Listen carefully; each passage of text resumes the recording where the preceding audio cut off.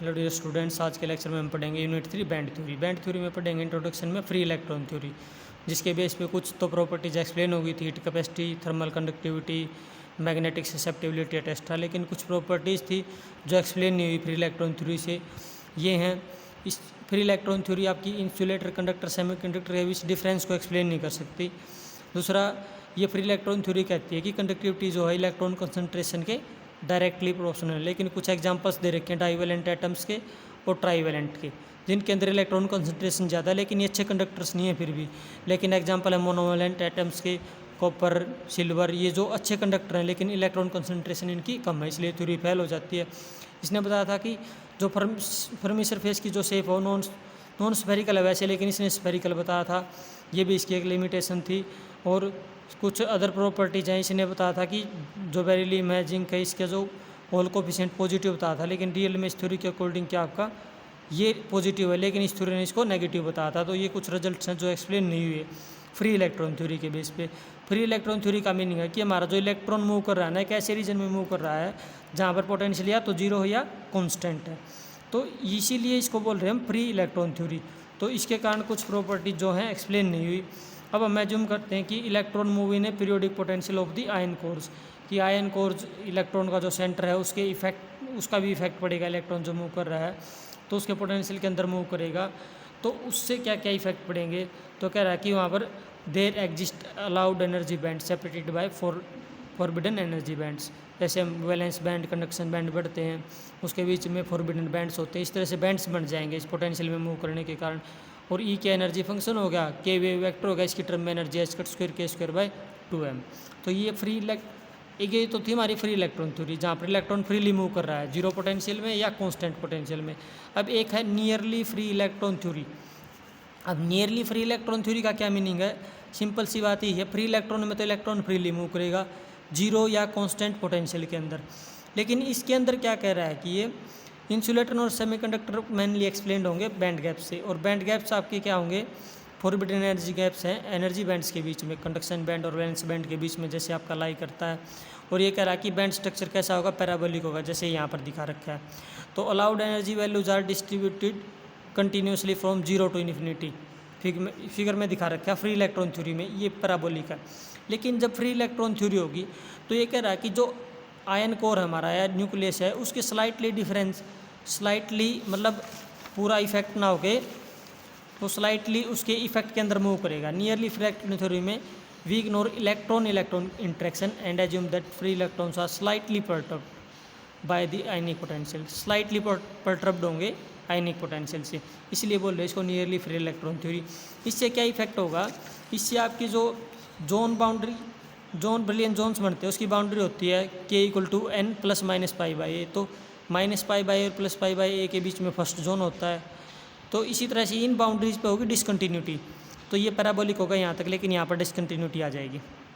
और इसके बाद ये यहाँ से फिर से ऐसे ही पैराबोलिक, लेकिन ये बीच में जो डिसकंटिन्यूटी एग्जिस्ट की, इस टाइम पे क्या बन रहा है, एनर्जी का गैप बन रहा है, इसको बोलेंगे हम बैंड गैप। इस तरह से आपके बैंड गैप की फॉर्मेशन होगी, और ये हम एक्सप्लेन कर लें नियरली फ्री इलेक्ट्रॉन थ्योरी से। फ्री इलेक्ट्रॉन थ्योरी का मीनिंग कि इलेक्ट्रॉन स्लाइटली परटर्ब्ड है आयनिक पोटेंशियल से, और ब्रैग रिफ्लेक्शन है इलेक्ट्रॉन्स का। अब ये जैसे हमने एक्सप्लेन किया था कि ब्रेन जोन की कंडीशन में पढ़ा था, ब्रैग कंडीशन है k + g = k²। ये वेव वेक्टर आपके जो आपका इंसिडेंट आपका फोटोन है, स्कैटर्ड है, और ये आपका रेसिप्रोकल वेक्टर है, ये हमने पहले कंडीशंस पढ़ी हैं सारी की सारी, उसी चीज़ से एक्सप्लेन है। और जो डिसकंटिन्यूटी या रिफ्लेक्शन की energy, the first reflection of wave and first energy gap occur k = +-π/a, तो π/a जो है प्लस या माइनस, इन दोनों पे डिसकंटिन्यूटी होगी पहली, इसको बोलेंगे फर्स्ट ब्रिलियन जोन। अगर +-2π/a होगा तो सेकंड ब्रिलियन जोन, ऐसे ही थर्ड ब्रिलियन जोन, इस तरह से ब्रिलियन जोन आपके एग्जिस्ट करेंगे। और इसके अंदर एक वैल्यू एनर्जी की बीच में दे भी रखी थी, ये सिंपल h²/2m, k स्क्वायर की जगह 3 डायमेंशन में लेके चलोगे तो kx², ky², kz। और ये जो पीरियोडिक बाउंड्री कंडीशन स्पेस की वैल्यू होंगी 0 ± 2π/l ± 4π/l। और इसका जो वेव फंक्शन होगा इसके कोरस्पॉन्डिंग साई के आर e⁻i⁻k⁻r या e⁻i⁻kx भी लिख सकते हैं अगर हम साई kx लिखें तो। इसके बेस पे अब जो बैंड गैप्स कैसे बनेंगे या उसकी फॉर्मेशन कैसे होगी, उसका ओरिजिन क्या है, ये पढ़ेंगे नेक्स्ट में। तो क्या है, origin of the energy band gap. अब हमने पढ़ा था कि सॉल्यूशन जो है इक्वेशन का k equal to plus minus pi by a पे क्या होंगे, डिसकंटिन्यूटी। तो हमने अभी सॉल्यूशन पढ़ा sine x equal to e power iota k r या e power iota k x. तो दो पॉसिबिलिटी है, iota pi x by a, k की जगह रख दिया हमने आइटा के आर, तो के की जगह पाई बाई ए और माइनस भी। अब इनके कम्बिनेशन से क्या क्या पॉसिबिलिटी हैं, साइन प्लस हो जाएगा e power iota pi x by a plus e power minus iota pi x by a.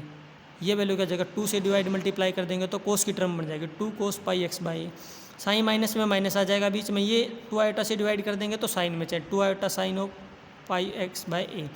तो ये क्या कह रहा है कि ये जो 2 वेव बनी ना, ये क्या होंगे आपकी ट्रेवलिंग वेव ना होकर स्टैंडिंग वेव्स बनेगी। ये इलेक्ट्रॉन्स को पाइल अप करेंगी, यानी कि इलेक्ट्रॉन्स को इकट्ठा कर देंगे सीरीज में एक तरह से डिफरेंट रीजन्स में।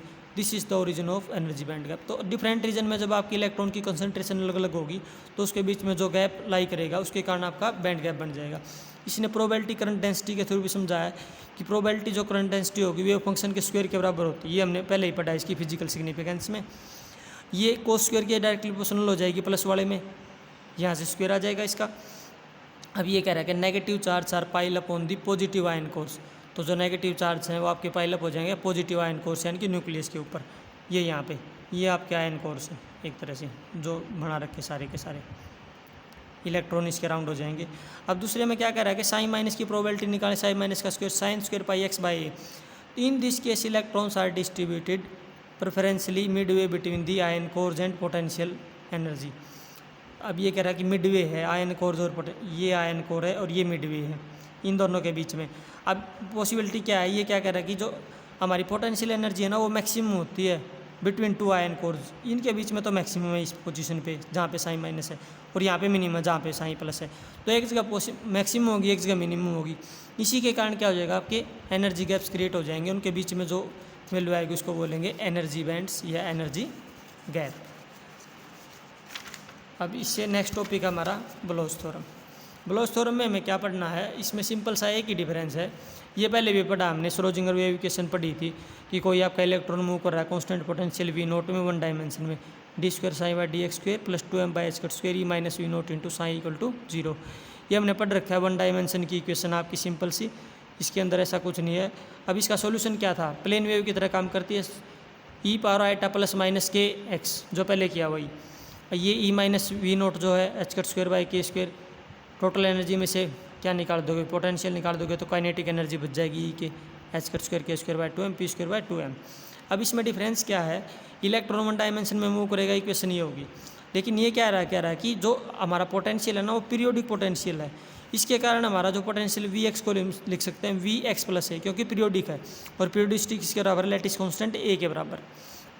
तो ये कह रहा है कि ब्लोच ने जो इक्वेशन बताई थी उसके अकॉर्डिंग क्या था, उसके अकॉर्डिंग अपना ये है कि हमारा जो सॉल्यूशन एग्जिस्ट करेगा वो भी पीरियोडिक होगा। तो उसके अंदर एक तो 2 पार्ट होंगे उसके सॉल्यूशन में, एक तो ट्रैवलिंग वेव को रिप्रेजेंट कर रहा है प्लेन वेव ई power plus minus iota k x, और दूसरा हो जाएगा यू के एक्स। ये पीरियोडिक फंक्शन है जिसकी पीरियोडिसिटी है लैटिस कांस्टेंट ए के बराबर, यू के एक्स इक्वल टू यू के एक्स प्लस ए। तो यही एक मेन डिफरेंस है, ये ब्लोच ने फंक्शन दिया था इसीलिए इसको बोल रहा हमने ब्लोच थ्योरम कि आपका जो सॉल्यूशन होगा उसके अंदर 2 पार्ट होंगे, एक पार्ट जो होगा पीरियोडिक होगा क्योंकि पोटेंशियल हमारा जो है जिसके अंदर मूव करेगा वो कैसा होगा, पीरियोडिक पोटेंशियल। तो ये ब्लोच थ्योरम है। उसके बाद जो मेन टॉपिक स्टार्ट होगा इसके अंदर हमारा स्टार्टिंग में क्रोनिग पेनी मॉडल। इस मॉडल में क्या बताया है, हमने माना था कि इलेक्ट्रॉन हमारा मूव कर रहा है पीरियोडिक पोटेंशियल में, तो हमने मान लिया ये मूव कर रहा है, ये डिस्प्लेसमेंट है, ये पोटेंशियल है ऊपर की तरफ इस पोजीशन से, ठीक है। ये 0 से ए पे गए ए प्लस बी, ये तो डिस्प्लेसमेंट चेंज हो रही है, ए प्लस बी ऐसे माइनस बी माइनस ए प्लस बी इस तरह से चेंज होती जाएगी। ये पोटेंशियल की वैल्यू, ये 0 है, इसको पोटेंशियल वैल बोल सकते हैं, और ये पोटेंशियल मूव कर रहा है, ये पोटेंशियल की वैल्यू वी नोट है, यहाँ तक सबकी वी नोट है। तो हमारा 0 और एक्स अगर हमारा 0 और ए के लाई के बीच कर रहा है तो हमारी वैल्यू कितनी रहेगी 0, लेकिन अगर हमारी वैल्यू 0 और माइनस बी के बीच है तो कितनी हो जाएगी वी नोट। तो 2 वैल्यू होगी, इसके अकॉर्डिंग हम श्रोडिंगर जो वेव इक्वेशन है हमारी उसको सोल्व कर लेंगे। अब ये इक्वेशन ये थी d square psi by d x square plus 2m by h cut square e minus we naught था, अगर वी नोट पहली कंडीशन में होगा 0 से एक्स के बीच, तो इक्वेशन ये दूसरी कंडीशन में वी नोट लाई करेगा तो माइनस बी से एक्स के लिए e minus we naught equal to 0। तो ये इक्वेशन बन गई। अब इसमें क्या है, ये जो फर्स्ट पार्ट है इसको हमने अल्फा स्क्वायर पुट कर दिया, और ये जो पार्ट है इसको हमने क्या पुट कर दिया, इसको पुट कर दिया हमने बीटा स्क्वायर। तो इक्वेशन क्या बनेगी, 2d² psi by d x square plus alpha square into psi, ये क्या हो जाएगी d² psi by d x square. अब हमने यहाँ पर क्या लिया है, v0 माइनस ई लिया है, इसलिए ये माइनस बीटा स्क्वायर हो जाएगा, जो बीटा स्क्वायर पुट किया। इक्वेशंस बन गई। इन इक्वेशन का सॉल्यूशन निकालेंगे कैसे, जो ब्लोच थ्योरम से था, e power iota k x you के ऑफ एक्स। अब ये साइन एक्स आ गया, इक्वेशन में क्या है d² साइन एक्स, तो फर्स्ट डेरिवेटिव करेंगे, फर्स्ट डेरिवेटिव में आइटा के आगे आ जाएगा, ये same as it is plus पहली टर्म एज इट इज़ इसका डेरिवेटिव, फिर इसका डबल डेरिवेटिव करेंगे, फिर इक्वेशन में वापस पुट करेंगे। तो क्या बनेगी इक्वेशन, यहाँ पर आगे हम ये d² साइन पुट कर दिया, ये आयोटा के एक और आ गया माइनस के स्क्वायर प्लस आयोटा के एक्सपोनेंशियल डी यू के बाई डी एक्स। दूसरी का भी करेंगे, दो टर्म थी उसमें आयोटा के आ गया। तीसरी का करेंगे, अब आयोटा के पहले से ही है, यू के वाली का डी यू के बाई डी एक्स, और एक में स्क्वायर हो जाएगा, चार टर्म बन जाएंगे। तो टर्म बन जाएगी माइनस के square exponential iota k x you के एक्स, ये दोनों सेम टर्म बीच में और लास्ट वाले स्क्वायर में।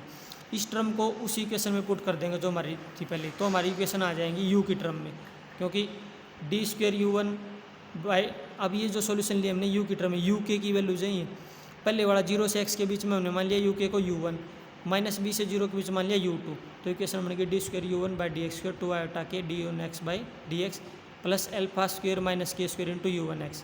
ये जो टर्म है एक्सपोनेंशियल आयोटा के x, ये सब में से कैंसिल आउट हो जाएगी जब हम पुट करेंगे, तो ये अल्फा वाले में अल्फा बच जाएगा और ये माइनस के स्क्वायर इधर चला जाएगा। बीटा वाले में क्या करेंगे, बीटा पहले ही माइनस है, भी माइनस, तो प्लस करके माइनस बार ले लेंगे और सेम टर्म रहेंगे, आपके कुछ इफेक्ट नहीं पड़ेगा।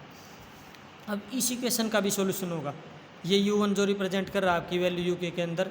अब ये सॉल्यूशन है इस इक्वेशन के इस टाइप के, A e power iota k alpha minus k into x, alpha minus k x plus B e power minus iota alpha plus k x. ऐसे ही नीचे वाले का C e beta minus iota k into x plus D into e power minus beta plus iota k x. ठीक है, क्योंकि ये beta वाली जो टर्म की थी इसके अंदर हमारी टर्म आ रही है आयोटा के की, दो टर्म होगी हमारी। अब इसके अंदर अप्लाई करेंगे बाउंड्री कंडीशंस। तो ए बी सी डी आगे चार आर्बिट्रेरी कॉन्स्टेंट्स हैं, u1 और u2 बराबर होंगे x इक्वल टू 0 पे भी और x इक्वल टू a, क्योंकि पहली कंडीशन ये पोटेंशियल जो बनाया था यहाँ 0 से हम गए थे a पे के, 0 से गए थे हम a के अंदर, इधर आए थे तो हम गए थे माइनस b के ऊपर, तो a और माइनस b पे बराबर होंगे, 0 पे बराबर होंगे। ऐसे डी ऑन फर्स्ट डेरिवेटिव करें x इक्वल टू 0 पे बराबर होगा और x इक्वल टू a और x माइनस b पे बराबर होगा। चारों कंडीशंस पुट करेंगे किसी इक्वेशन में, इक्वेशन नंबर 10 और 11 में। तो पहली कंडीशन से a plus b equal to c plus d, इसमें फर्स्ट डेरिवेटिव करोगे a into e power alpha minus के माइनस बी, माइनस बार आ गया वहाँ से आयोटा अल्फा प्लस के, ये टर्म आ जाएगी। फर्स्ट डेरिवेटिव करोगे x इक्वल टू 0 रख दोगे, ये ई पावर 0 1 हो जाएगा यहाँ से, सी बी माइनस आयोटा के, ऐसे ही फर्स्ट डेरिवेटिव करोगे माइनस डी, माइनस बार आ जाएगा बी प्लस आयोटा के। ऐसे ही x इक्वल टू ए और x equal to minus b पे करोगे तो ये इक्वल आ जाएगा और ये आ जाएंगे फर्स्ट डेरिवेटिव से। इन चारों इक्वेशंस में क्या करेंगे, हमारे टर्म्स आगे ए बी सी और डी। अब ये क्या कह रहा है कि अगर हमें नॉन जीरो सॉल्यूशन चाहिए इन चारों इक्वेशंस का, तो इनके जो कोफिशिएंट हैं ए बी सी और डी के, इनका जो डिटर्मिनेंट है वो 0 होना चाहिए। तो चारों के हमने कोफिशिएंट रख दिए यहाँ पर, ए के बी सी और डी। इसका सॉल्यूशन डायरेक्ट ले रखा है इसने बुक के अंदर, अगर आपको मैथमेटिक्स सोल्व करना तो सोल्व करके देख लेना। इसको सोल्व करने के बाद हमारी इक्वेशन ये बनेगी, beta square plus alpha square by 2 beta alpha sine beta b sine alpha a plus cos beta b cos alpha equal to cos a plus b. ये इक्वेशन बन गई।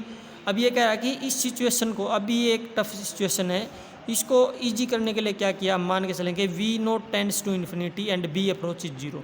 वी नोट तो क्या करेगा, इन्फिनिटी को tend करेगा, potential infinite, और जो बी है, बी क्या हो जाएगा, जो हम 0 से बी पे आए थे, ये जो डिस्टेंस है ये हमारी 0 को अप्रोच करे, तो उस टाइम पे क्या इफेक्ट पड़ेगा। और लेकिन एक कंडीशन है कि वी नोट इंटू बी जो प्रोडक्ट है वो हमारा रिमेन फाइनाइट रहेगा हमेशा, is known as barrier strength, so that potential barrier becomes delta function. तो इस कंडीशन पे जो हमारा बैरियर पोटेंशियल हो डेल्टा फंक्शन की फॉर्म ले लेगा और इक्वेशन बन जाएगी m V note b by h square alpha sine alpha a plus cos alpha equal to cos k a. अब ये इक्वेशन जो है ये वाली बनी, इसके अंदर ये जो टर्म है हम क्या करेंगे, हमने एक टर्म को रख दिया यहाँ पर पी की क्या वैल्यू आएगी, m V note b a by h cut square, क्योंकि हमने क्या किया, अल्फ़ा है, अल्फ़ा ए से डिवाइड कर दिया, एंगल भी सेम है तो ए से मल्टीप्लाई भी करना पड़ेगा। इस टर्म को कर दिया P put, sine alpha a by alpha a plus cos alpha equal to cos k. ये क्वेश्चन बन गई। पी को डिफाइन कर दिया हमने, और पी क्या आपका, which is a measure of area of V nought into b, जो आपका फाइनाइट रहेगा, ऑफ द पोटेंशियल बैरियर का एरिया रिप्रेजेंट कर रही है। और आपका large value of p means given electron is more strongly bound to particular potential well. इसकी वैल्यू ज़्यादा होने का मतलब है कि आपका जो इलेक्ट्रॉन है स्ट्रॉन्गली बाउंड है पर्टिकुलर पोटेंशियल वैल से, जो भी हम लेके चल रहे हैं। तो ये मोस्टली मैथमेटिकल है, जो करके देखना पड़ेगा, सॉल्यूशन से निकलेंगे आगे। अब ये जो बना रखे हैं यहाँ पे, ये पी की 3π/2 वैल्यू पुट करके निकाल रखे हैं। अब इसके अंदर ये जो एक्सप्लेन करेगा इस पूरे को, हमारी जो मैन इक्वेशन आई है जो हमने पी की टर्म में ली है, उसकी दो टर्म, एक राइट हैंड साइड एक लेफ्ट हैंड साइड। तो राइट हैंड साइड की वैल्यू कह रहा है कि +1 और -1 के बीच में लाई करेगी, और ये +1 और -1 के बीच में लाई करे, इसके लिए जो हमारी अल्फ़ा ए की वैल्यूज हैं are allowed which makes LHS of this equation lies between +1 तो अल्फ़ा ए की ऐसी वैल्यूज ही लेंगे कि हमारी वैल्यू कहाँ तक +-1 के बीच रही। Sine alpha square is proportional to energy, hence abscissa gives a measure of energy. तो अब इस स्पेक्ट्रम की कुछ टर्म्स बताई गई हैं यहाँ पर, एक्सप्लेन किया गया है इसको। Energy spectrum of electrons consist of energy bands, तो एनर्जी बैंड्स एग्जिस्ट करेंगे, heavily drawn and forbidden lightly drawn. तो हेवी ड्रान तो क्या है, एनर्जी बैंड्स हैं, ये हेवीली ड्रान है। जैसे पाई था, पाई के ऊपर इस पॉइंट तक मेजरमेंट है, ये इस पॉइंट पे आके टच कर रहा है, तो ये जो हेवीली ड्रान है ये आपका एनर्जी बैंड है। ऐसे 2π पे भी ये यहाँ तक जो हमने ये वेव फॉर्म बना रखी है इस पॉइंट पे, तो बीच का ये ऐसे ही 3π पे भी ऐसे ही, यहाँ ऊपर से नीचे, नीचे से ऊपर, ये चलेंगे ऐसे ही। हेवीली ड्रान तो क्या आपके एनर्जी बैंड्स, और जो बीच में गैप रह गया इसको बोलेंगे एनर्जी बैंड गैप। अब ये विड्थ जो अलाउड एनर्जी रीजन की कह रहा है ये इंक्रीज होगी आपकी किसके साथ, अगर अल्फ़ा ए की वैल्यू इंक्रीज करेगी तो। अब ये दूसरा क्या कह रहा है, हम पी की वैल्यू की बात कर रहे थे जो हमने पुट किया था mv0b a/h²। तो पी के इंक्रीज के साथ binding energy of electron the width of particular energy allowed band, जो एनर्जी अलाउड बैंड है उसकी वैल्यू डिक्रीज हो जाएगी। अगर पी इन्फिनिटी को टेंड करेगा तो क्या कह रहा है कि ये जो बैंड जो है बिल्कुल लाइन की तरह बन जाएगा, और इसको बोलेंगे हम लाइन स्पेक्ट्रम। और इस केस में क्या होगा, पी इन्फिनिटी हो जाएगा तो साइन अल्फ़ा ए 0 को अप्रोच करेगा। क्या करेगा, पी अगर इन्फिनिटी हो जाएगा तो साइन अल्फ़ा ए 0 को, ये 0 कब होगा, जब अल्फ़ा इक्वल टू +-n π।